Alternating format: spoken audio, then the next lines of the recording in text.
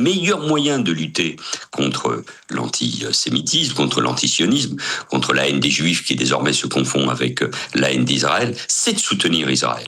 C'est à chaque fois que nous donnons le sentiment d'hésiter dans le soutien à Israël, nous décuplons la force des antisémites et des anti-sionistes. Nous avons le plaisir et l'honneur de recevoir ce matin sur Radio Kalita notre ami Manuel Valls. Monsieur Valls, bonjour, Boker Tov, bonjour. Bonjour à vous. Merci d'être avec nous ce matin. Vous êtes en Israël depuis 3 jours. Vous avez participé hier, vous étiez à l'invité d'honneur d'une soirée organisée par l'organisme Elnet France et notre ami Arié Ben-Semoun. Une manière pour cet organisme et pour la communauté francophone de vous rendre hommage pour votre soutien indéfectible envers l'État d'Israël, en particulier au cours des 2 dernières années de ces périodes difficiles qu'a traversé l'État d'Israël. Alors avec vous, je voudrais que l'on revienne un peu, puisque vous êtes en Israël à une période, on va dire, particulièrement marquante de l'histoire, puisque l'on parle beaucoup de l'Iran et de l'avenir du régime iranien. Je voudrais avoir d'abord votre première appréciation sur ce qui se passe actuellement en Iran, sur les déclarations du président Trump qui dit l'aide américaine est en route. Est-ce que vous pensez, vous personnellement, que l'État d'Israël et les Américains doivent s'impliquer militairement aujourd'hui pour affaiblir plus encore le régime iranien et porter un coup de pouce déterminant à la protestation ? J'hésite parce qu'évidemment, il s'agit de décisions tout à fait souveraines de la part des États-Unis, d'Israël, de réflexions que doivent mener aussi les pays européens qui ont soutenu les États-Unis d'Amérique et Israël quand l'Iran a attaqué l'État hébreu. Mais d'abord, laissez-moi vous dire que je suis bien sûr solidaire du peuple iranien, je suis marqué par son courage, bien évidemment, face à une répression qui semble être, selon les chiffres qui nous arrivent, tout à fait effrayante, d'une certaine manière inégalée par rapport à d'autres mouvements de protestation. Vous dire ensuite, c'est pour ça que je crois qu'il faut être très attentif à ce qui se passe, qu'il y a peut-être une opportunité historique de voir le régime des mollahs s'effondrer. Après les coups très durs portés par Israël contre le Hezbollah, cet axe organisé depuis des années par l'Iran et l'affaiblissement du régime iranien est sans aucun doute une opportunité. Donc, pour ces raisons à la fois de soutien aux démocrates et parce que l'affaiblissement du régime des mollahs peut conduire à son effondrement, je pense que d'une manière ou d'une autre, oui, la communauté internationale et donc bien sûr les États-Unis et Israël doivent étudier la meilleure manière, le meilleur chemin pour accélérer cet effondrement. Ce sont des décisions difficiles, mais cette opportunité existe et l'effondrement du régime des mollahs représenterait à la fois la fin d'une dictature, un affaiblissement de tous les ennemis de la démocratie que sont la Russie, la Corée du Nord et l'Iran notamment. Et puis ce serait un coup très dur porté à l'islamisme. Nous savons tous le rôle que joue l'Iran dans ce domaine depuis 1979. Les comparaisons historiques sont toujours hasardeuses, mais l'effondrement de ce régime pourrait être comparé à celui de l'URSS il y a plusieurs décennies. Oui, alors vous n'êtes pas un peu surpris par, on va dire, une sorte de silence de l'Occident, de l'Union européenne, de ceux qui sont toujours aussi prompts à réagir, par exemple, aux attaques israéliennes, face au silence de l'Union européenne en particulier, face à la protestation. On a un peu le sentiment, c'est ce que disaient certains éditorialistes israéliens, que le monde libre se tait, avec autant de rapidité qu'il a condamné Israël au lendemain du 7 octobre. Oui, ça, je suis prêt à vous suivre dans cette analyse. Je dois reconnaître aussi que les chancelleries, les différentes capitales européennes ont fini par réagir, par condamner la répression. Vous savez que des ambassadeurs européens ont été convoqués à Téhéran. On a fait de même à Paris. Bon, mais là n'est pas l'essentiel. Quel est l'intérêt de l'Europe? Quel est l'intérêt de l'Occident? Quel est l'intérêt des démocraties et des démocrates en général? C'est en finir avec ce régime qui non seulement oppresse de manière effroyable son peuple depuis 1979, mais qui se livre à une guerre politique, idéologique, culturelle, mais qui a aussi alimenté le terrorisme contre nous. L'Iran, par ailleurs, est un des soutiens de la Russie dans son invasion en Ukraine.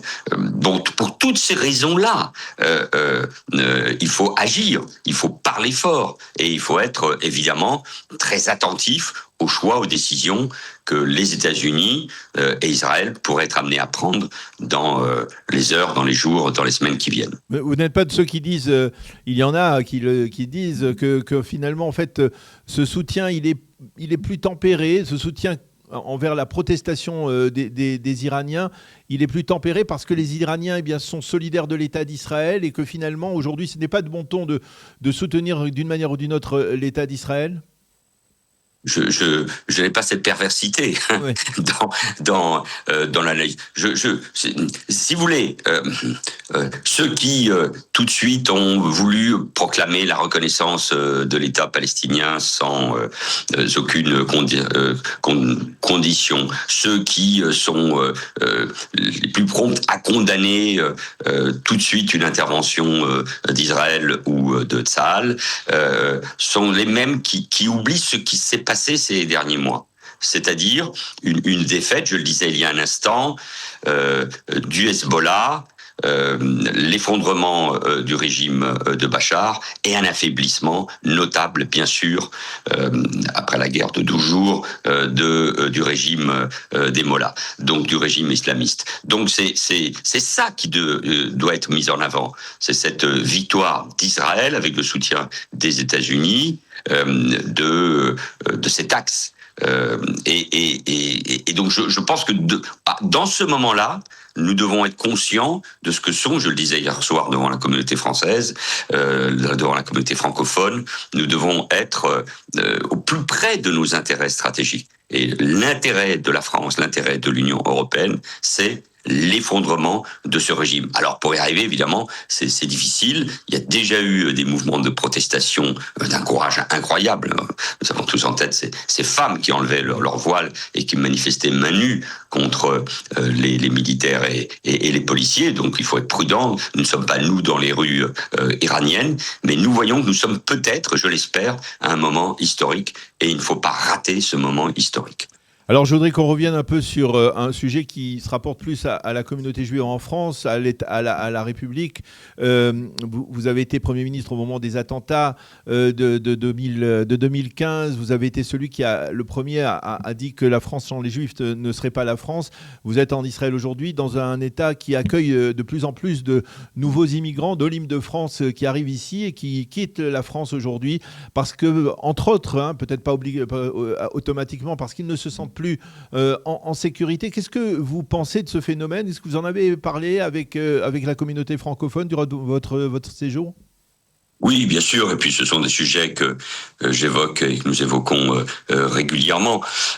Et je le disais hier encore, au fond, avec Nicolas Sarkozy, François Hollande, Emmanuel Macron, les moyens de protection des Français juifs, ce plan sécuritaire, des institutions juives, écoles, synagogues, centres culturels, les évolutions, y compris du code pénal. La députée des Français de l'étranger qui représente les Français qui vivent en Israël, Caroline Yadan, prépare là aussi encore une proposition de loi sur comment mieux lutter contre l'antisémitisme. Bon, sur tous ces sujets, nous avons fait beaucoup de choses. Mais le problème est plus large. Et depuis notamment le 7 octobre ou le 8 octobre 2023, le tsunami anti-juif qui s'est déversé sur le monde, et peu de pays d'ailleurs en sont préservés, pose un problème majeur. Et je disais hier soir que le meilleur moyen de lutter contre l'antisémitisme, contre l'antisionisme, contre la haine des juifs qui désormais se confond avec la haine d'Israël, c'est de soutenir Israël. C'est à chaque fois que nous donnons le sentiment d'hésiter dans le soutien à Israël, seule démocratie du Proche et du Moyen-Orient avec qui nous partageons tant de valeurs, touchée évidemment par cet attentat effroyable, ces attaques du 7 octobre. À chaque fois que nous donnons le sentiment de cette faiblesse, nous décuplons la force des antisémites et des anti-sionistes. Donc le meilleur moyen de lutter contre l'antisémitisme et la haine des Juifs en France, c'est de soutenir Israël. Alors, je voudrais vous poser peut-être une dernière question. Avez-vous le sentiment que quelque part, une forme de disgrâce politique au sein de la classe politique en France dont vous souffrez, eh bien, c'est la conséquence de votre soutien indéfectible à l'État d'Israël ? Disgrâce. J'ai eu la chance d'être ministre de l'Intérieur, Premier ministre. Je viens de passer 10 mois passionnants au gouvernement en m'occupant des outre-mer. Mais je vois bien votre question. Oui, parce que d'une certaine, moi j'ai des positions claires, nettes depuis très longtemps. Je compte beaucoup d'amis en Israël. Je suis revenu là cette fois-ci pour aller aussi sur le terrain. J'étais à la fois dans le nord, à la frontière du Liban. Hier à Gaza, je rencontre des responsables politiques de tous bords. Hier j'ai remarqué, j'étais à la visite de cette base de coordination militaire et civile sous l'égide notamment des États-Unis et d'Israël qui peut faire un travail tout à fait extraordinaire pour la reconstruction de Gaza, même si c'est difficile et ça prendra du temps. Donc le plus important, c'est de garder la ligne, c'est d'être au clair avec ces valeurs. Et je pense être en phase d'ailleurs avec ce que pense l'opinion française. L'opinion française est bien consciente que ce qui se joue en Israël est essentiel pour nos valeurs et pour la démocratie en Europe. Et l'Europe doit se reconstruire autour d'un projet, autour de ces valeurs, qui passent bien évidemment par le soutien aux Ukrainiens et qui passent aussi, pour d'autres raisons qu'on vient de développer, par un soutien fort, puissant à Israël.